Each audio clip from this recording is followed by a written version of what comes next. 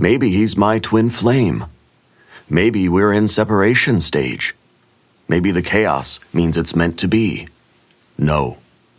You're caught in a trauma bond. Today, we're exposing the myth of the twin flame, why it glamorizes pain, how it traps your nervous system, and how tarot accidentally reinforces the cycle.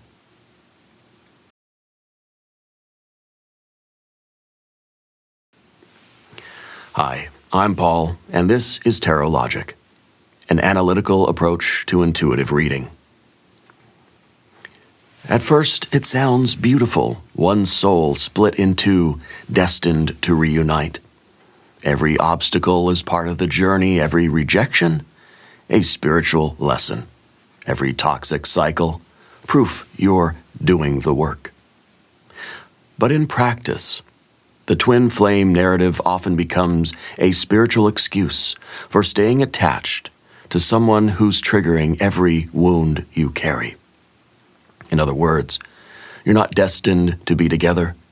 You're chemically addicted to the hope that the pain means something. What a trauma bond really is.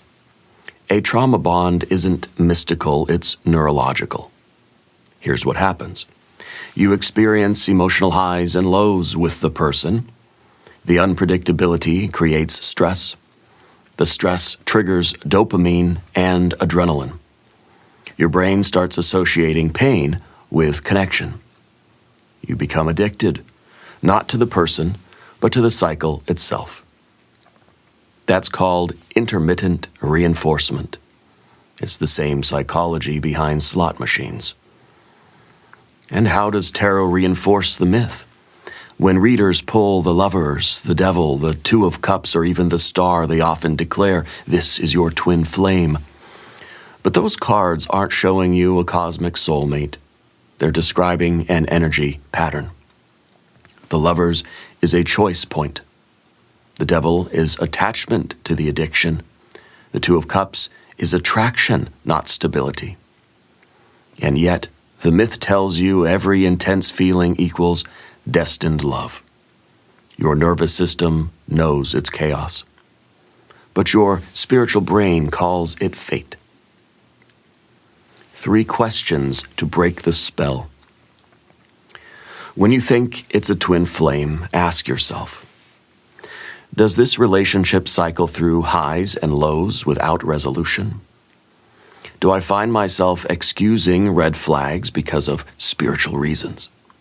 Do I feel more anxious than peaceful when I'm with or thinking about this person?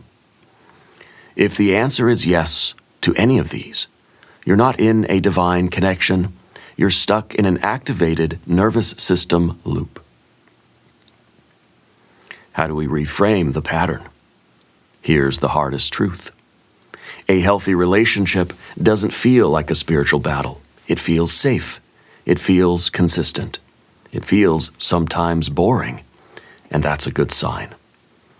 The person who makes you feel secure won't trigger your wounds as a lesson. They'll help you heal those wounds by not reactivating them. The work isn't chasing the flame. It's learning to recognize your own pattern and choose peace over chaos. How about a tarot spread to rewire the story?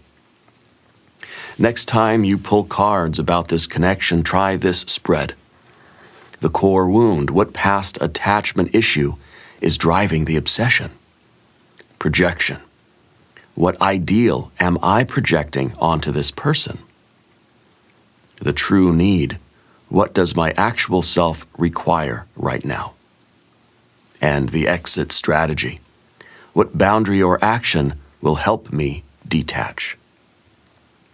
Read each card through the lens of nervous system healing, not romance fantasy. The myth of the twin flame keeps you chasing the person who hurts you most, because the story tells you pain equals destiny. It doesn't. Pain equals a lesson. And that lesson is let go, heal, and choose a connection that feels peaceful, not punishing. If this episode gave you clarity, subscribe to Tarot Logic for more reality check readings and psychology first guidance. And leave a comment below, what story are you ready to stop telling yourself about love?